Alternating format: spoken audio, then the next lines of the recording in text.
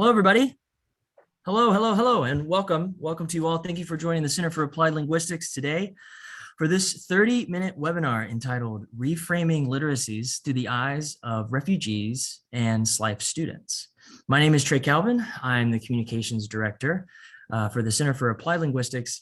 And today you're joining us as a part of a Critical Conversations Research to Policy Practice series.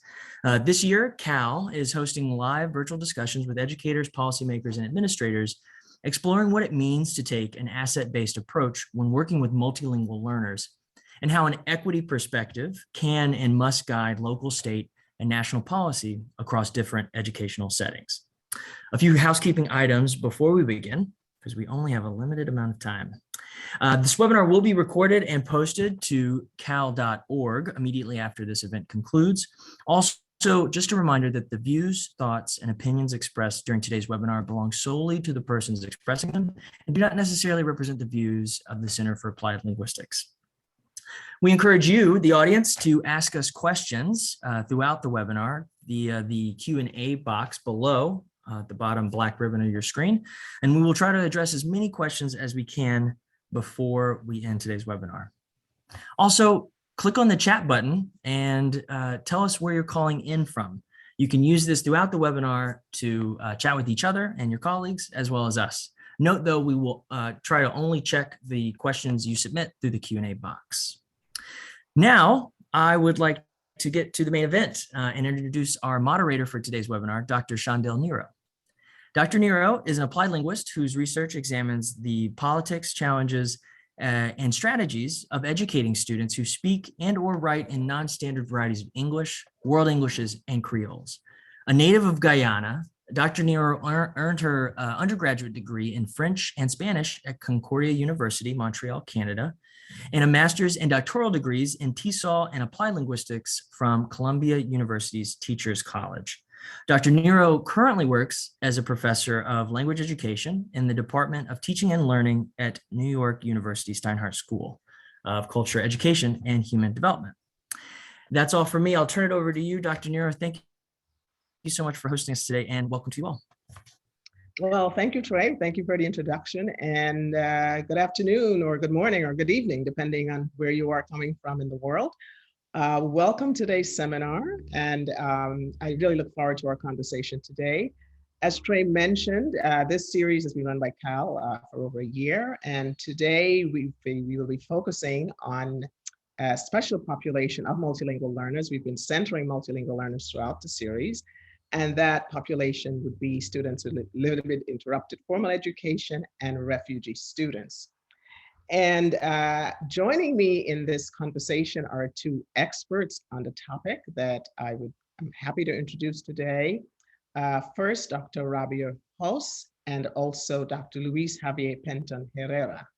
I'll just briefly tell you a little bit about our special guests, and so we can get right to our conversation. Dr. Rabia House is an associate professor of TESOL bilingual dual language education and graduate program director, School of Education and University of Rhode Island. Inspired by her own experience as a struggling English learner, when she first migrated to the US, she has dedicated her life to advocating for English learners, both in her roles as a former ESL teacher and administrator, and also as a teacher educator. She was also a faculty in teacher preparation programs for the past decade and worked at an international university in Turkey, also at Illinois State University. Dr. House has been studying academic discourse and practices for English learners, specifically immigrants and refugees who have had an inconsistent, limited formal education. Right now, Dr. House is actually coming to us from Germany, and we're really excited to hear some of the work she's doing with refugees there. And my other guest is Dr. Luis Javier Penton Herrera, who currently serves as assistant professor at the University of Warsaw in Poland, in the Department of Modern Languages at the Institute of Applied Linguistics, and as the TESOL certificate coordinator at the George Washington University in the United States. His research focuses on social emotional learning, emotions, and well-being in language and literacy education, Indigenous students from Latin America, immigrant and refugee students, and also ethnography, and storytelling. So as you see, we've got the best experts here to get us started on this conversation. And of course, we're really interested in seeing how we can support this population, engage them, and also policies that would be helpful for this population. So I'm going to start by asking Rabia the first question. And the question is, what does it mean to center multilingual learners with regard to refugee and SLIFE students? Thank you, Chandel, for inviting me to be a panelist here. What does it mean to center multilingual learners with limited and uninterrupted formal education? First of all, to center them means that we need to view them from an asset-based mindset rather than what they can, focusing on what they cannot do. We need to focus on what they can do, right? They come with a wealth of knowledge. They have funds of knowledge, life skills, and things that that allowed them to survive the many atrocities that they may have experienced in their lives. So we need to start with what they come with and then build on their strengths. And that begins with first welcoming them, creating a welcoming environment and meeting their social emotional needs in our schools. So really getting to know our students, building on their strengths, and then establishing a safe and welcoming and trusting environment within the school so that they can really feel comfortable learning, right? When students trust their teachers and administrators, then they would learn, they would be responsive, and they could be retained in school. So I think that's the first step in meeting their social emotional needs in school.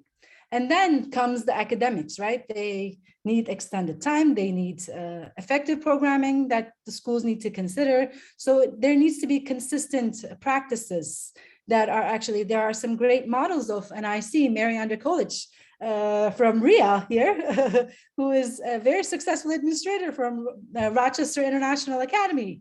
It's a great newcomer school for refugees and immigrants who've had interruptions in their education. So really creating consistent policies and centering their needs starts with, getting to know what their needs are and what they bring.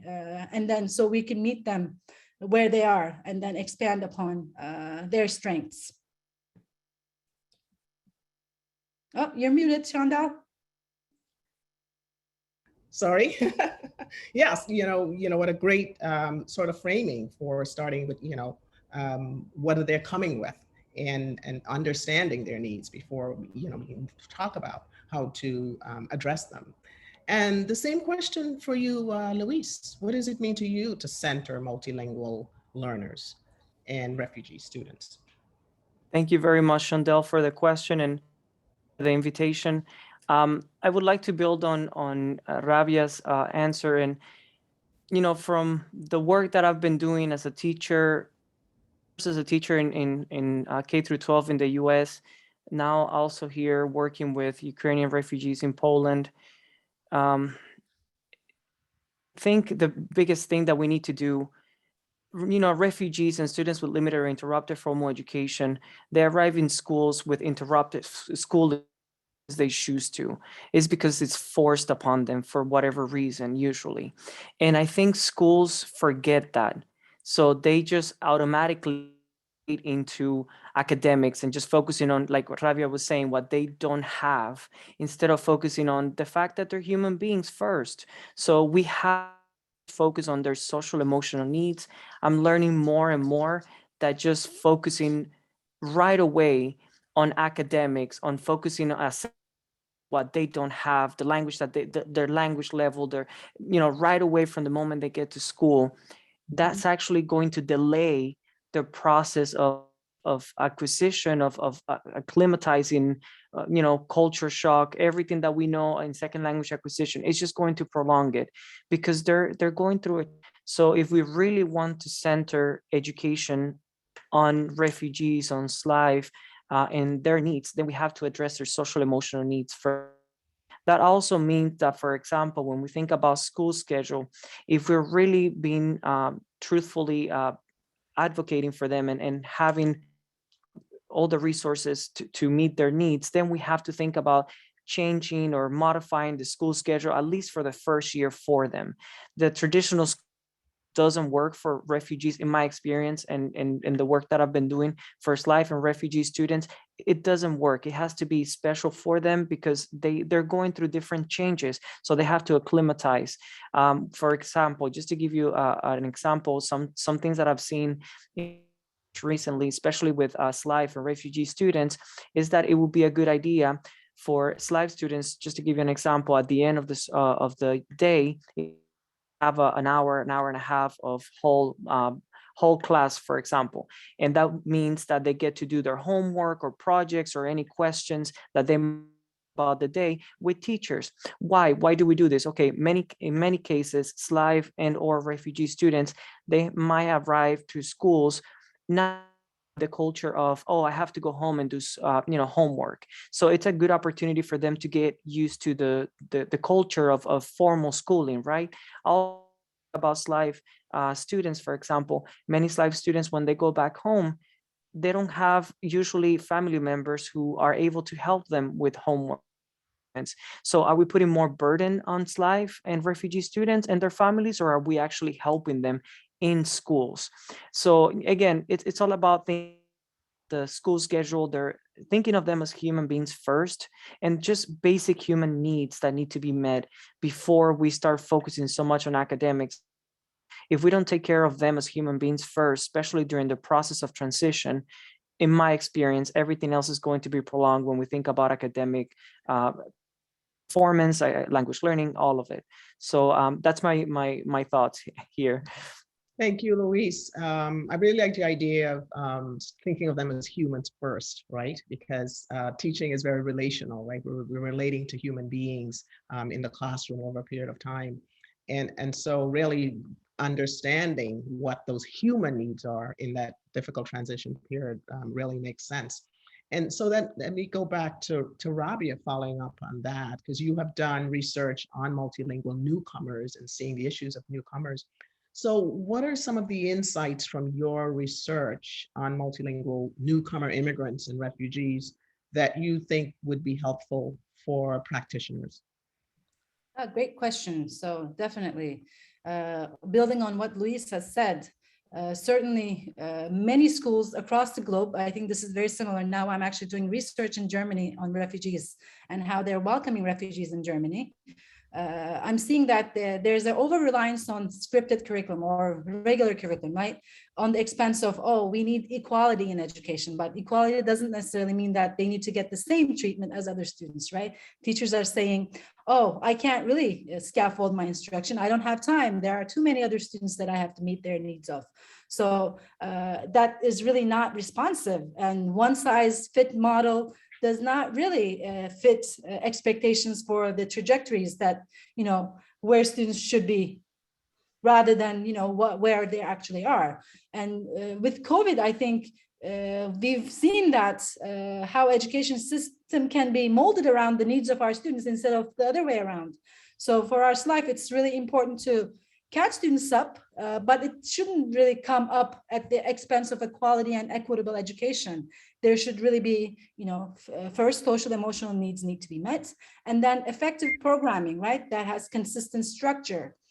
And this is done like in many places, but having a orientation or a newcomer or a transitional program before they're pushed into a sink or swim model, which I've actually seen here in Germany. Many of the refugees are just thrown into the mainstream without any social emotional transition or without any linguistic building of German language. So it's really like sink or swim. So there has to be a process and effective programming and identification, really consistent enrollment process, and then program model that is unified, maybe uniform in different parts of the world, or maybe US based in different schools or in different states.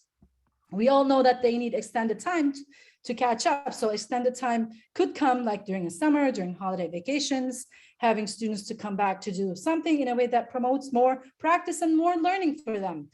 So not really leaving up the parents and expecting, there there may be cultural misunderstandings, right? We may expect too much from parents, or maybe it's culture not responsive to expect parents to be as involved as we expect in America, right? We want parents to be involved, but in some cultures, it's okay for parents not to be overly involved in school. So I guess it's okay for SLIFE to have more than 180 days of learning. So maybe depending on the grade level, students might have separate courses like for the quarter, especially for older SLIFE, it's very difficult to catch up. So really, and they also need to teach foundational knowledge, right? How to use science equipment, how to different genres of schooling, or the ways of schooling, the expectations in school. I think they really need to be taught specifically what schools expect from them in the US, like navigating the school system. So perhaps like orientating them before they're pushed in, and a consistent and streamlined process for across all contexts of school. And one thing that is very critical is also in teacher training, and for many teacher trainers and for practicing teachers, that it's not only the ESOL teacher's job to meet the needs of multilingual learners and SLIFE. It's everybody is responsible for meeting the needs of multilingual learners, specifically like SLIFE and refugees. So the need for social services, counseling, and the need for perhaps like a lot of work is happening in silos, but perhaps reaching out to community organizations to get support is critical, because joining forces to succeed, to support families, to support students. And there's also a huge need for native language and literacy assessment. When when it's appropriate and resources are there, perhaps building dual language, bilingual programs to support SLIFE's linguistic or literacy development. And then being cognizant of like different program pathways or options that they have. In my research, I found out that many SLIFE have high aspirations, but they don't necessarily know how to get there. So really working with social workers or school psychologists or counselors to make sure that they know how to advocate or how to teach SLIFE self-advocacy, right? I mean, we need to teach them how to fish. Thank you. Thank you. So they really need to be taught these skills, or how to become advocates for themselves. Yeah, you've given us a really good comprehensive, sort of package there, thinking of it more holistically throughout the school, that it's not just the language teacher's job. There are many other factors in the social and emotional part of that transition, which leads me to Luis, the question from your research, the insights from your research on language and literacy. What are some of your insights that you think would also be helpful for practitioners, and really not only practitioners, administrators, all the people involved in the education of the students? Thank you, Chandel, and thank you very much, Ravia, for that answer. I'm actually going to build on Ravia's response here, and I've really seen. Promise I won't go on a tangent here, but I've seen that a lot of responsibility is usually placed on teachers, as we see. But it's true that the educational system, an ecological community. So we have to think about the services that SLIFE and refugee students receive, not only as the teacher's responsibility, because everything is always. Teachers are not the sole responsible individuals, stakeholders for the education of SLIFE and refugees. The entire education system responsible for students with limited or interrupted formal education with refugees. So that means that we have to identify at the macro level, policymakers, all of these things. And I won't go too deep into that because that's a different topic, perhaps a different conversation, but we do have to be aware that it's very, very important for institutions to know that teachers, counselors, they need resources so they can help SLIFE and refugee students. That's the first thing. But, building on Ravia's response, I actually want to go a little bit deeper into the topic of Indigenous students, which is a topic very close to my heart and my research.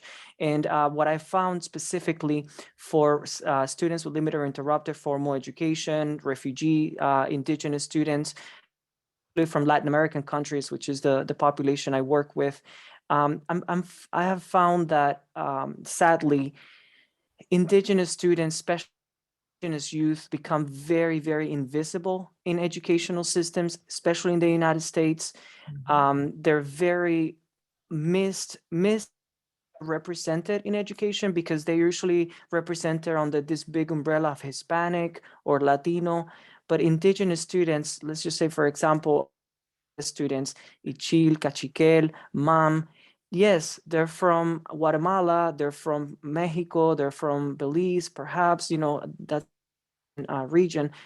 But yes, they might not identify as Hispanic, they might not identify as Latino, they might not speak Spanish.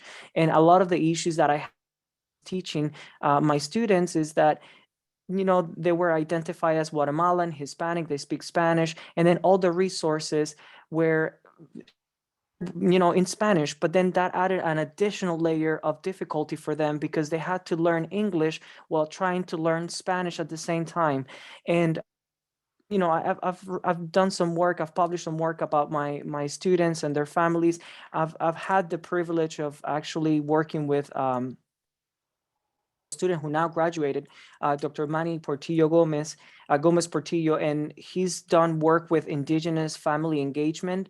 And in research, I learned through his research that specifically for family engagement, also language is a problem because the Spanish that the schools use, that's Spanish that the Indigenous families speak, or even if they speak some Spanish, the translation Spanish is difficult to understand. So they don't really know what's happening when they send them all of these translations. So that adds an additional barrier, not only for family engagement, but for language and literacy support for students, because how can Indigenous students, if they don't understand what's happening in school, they don't understand the message. So, there are, again, going back to this ecological view, education and literacy, language, it should be thought as a system, as a community. It's not only the teacher's responsibility. So I won't go too deep in, and I know we have more questions, but that's my thoughts here for this question.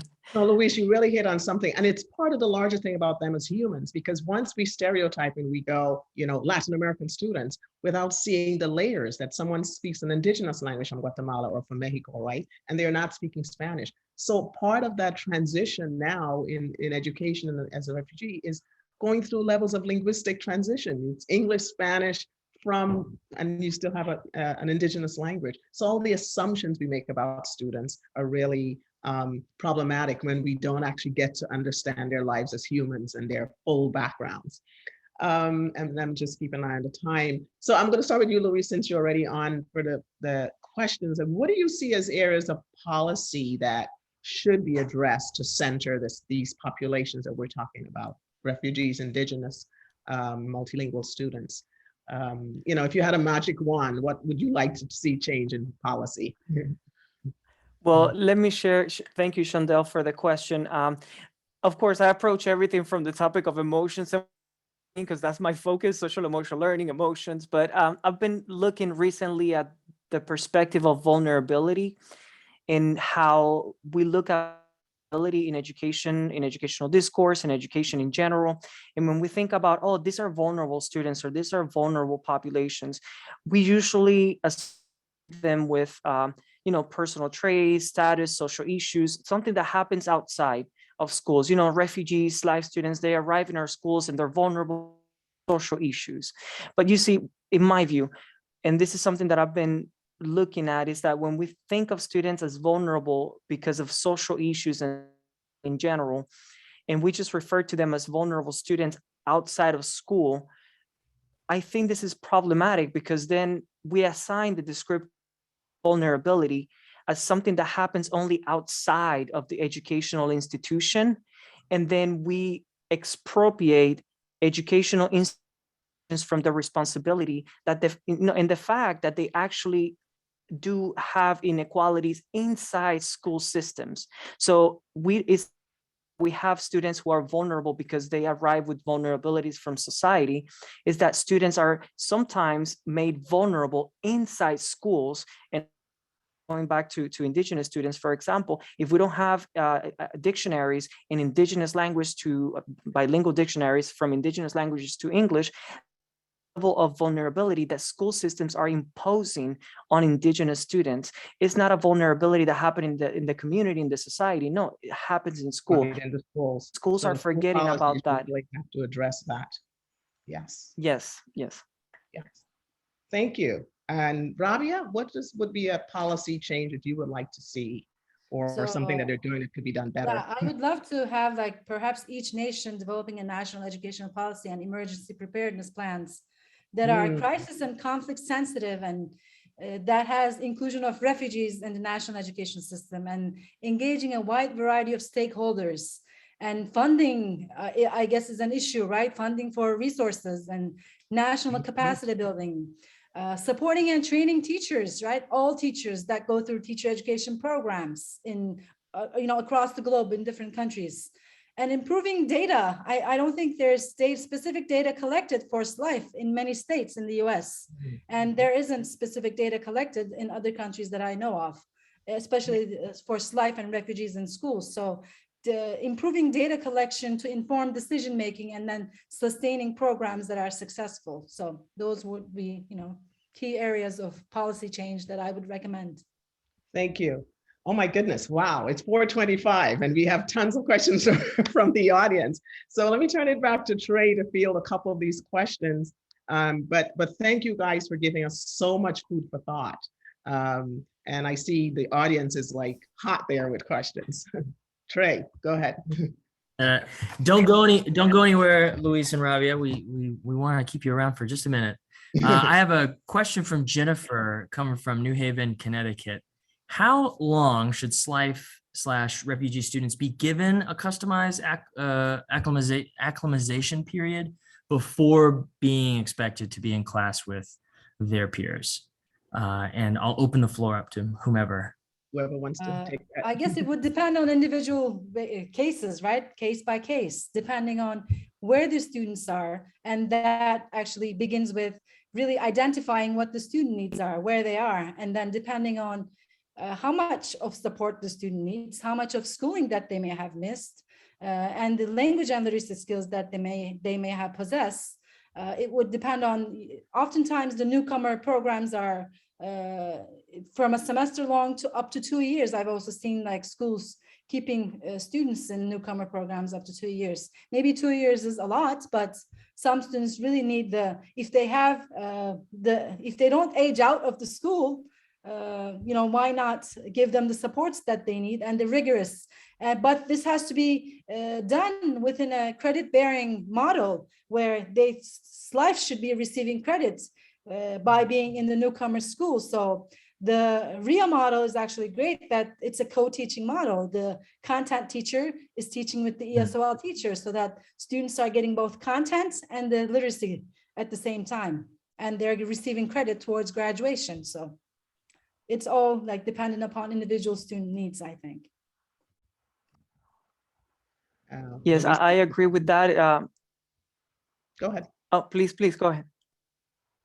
Luis. Yes, I was just going to say that I agree with Rabia. It depends on individual student needs. Something that I have found, not only teaching in the US, you're also working with Ukrainian refugees, and what I'm learning is that it seems that, especially, let's just talk about, for example, the first year, it seems that it's a good, students find helpful to have a sheltered environment for part of the day, but they also like to socialize, to be in classes with students who are not newcomers, so students who are speakers of the language, that like Polish here in this case, in the US, English, and above all in an environment that they feel welcome and safe. That seems to be the biggest key for students. So socializing is important to them, but they also need a shelter environment. So perhaps half of the day in a shelter environment, half of the day socializing with the other students in mainstream classes. Thank you for that. Thank you for that answer, Luis and Rabia. I have another one for you. It's more to do with resources. Resources are limited, as we all know, but if you could choose a few or recommended a few, this question comes from Brittany. What resources would you recommend looking into or guiding teachers in order to help empower them to meet the needs of our English learners, of our SLIFE students, of our refugee students? And while they're thinking of that question, I will remind people we are sending out an email right after this with additional readings that will continue the conversation of this particular topic in a follow-up email after this. So are there particular resources that you might recommend, Luis? Trey, and are we thinking about resources like reading, writing, resources in the community? All kinds of resources. Yeah, I think so. Yeah, when teachers, especially of teachers of students who have a differing native language. Yeah, so something that I used to do with my students, just my own practice, for example, something that and this was a team. It was not only me. We a wonderful team, and then we always had different resources in the community where they could go, for example, like community organizations who would support students and their family, but also 4-year plan with them or 5-year plan, depending on the student's need. And then I would tell them, okay, in the beginning, as soon as they arrived, I would talk to them and let them know, okay, tell me what vision, what would you like to do? And I would work with you on your plan and how to get there. So I was kind of a teacher counselor, but aren't we all, right?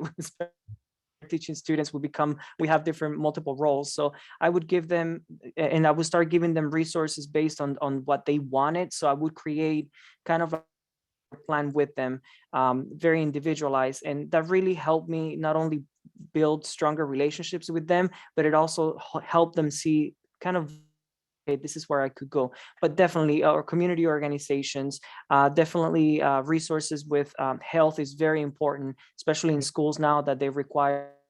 Many of my students didn't have money for vaccines, so they could get vaccines for free. All of these things are, we put together a package in the school, and then we would students. I hope that's the question.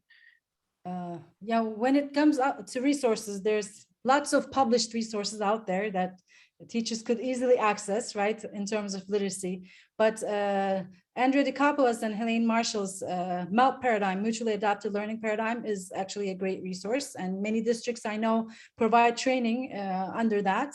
There's also a lot of websites. I also have developed a Google site for Rhode Island Department of Education that I actually have on my website, have lots of resources helpful for practitioners. So I would recommend check that out. There's links to multiple resources available for practitioners. Well, thank you both. This was very, very informative. And I hope the audience has benefited from the rich thoughts and ideas and suggestions. And of course, half an hour is never enough to cover all of this, but thank you so much, Trey. Yeah, I would like to thank our speakers, especially a virtual round of applause is raining down upon you from the Ethernet there. I want to encourage you to share what you learned today with your colleagues. And to that end, we're sending out a recording of this webinar via email soon after this event. I will drop a couple of links in the chat right now. Please make sure to fill out a brief survey. Tell us how we did today. And also, we'll see you for our next webinar, which is on July 19th at 4 p.m. Eastern at dealing with multilingual learners with disabilities. We hope to see you then. Thanks again, Shondell. Thank you, Luis. And thank you, Rabia. Thank you so much, Rabia and Luis. Thank you, Shondell. Thank you, everyone. Thanks, Trey. Okay, Luis, bye. let's catch up. Yes. Okay, bye-bye.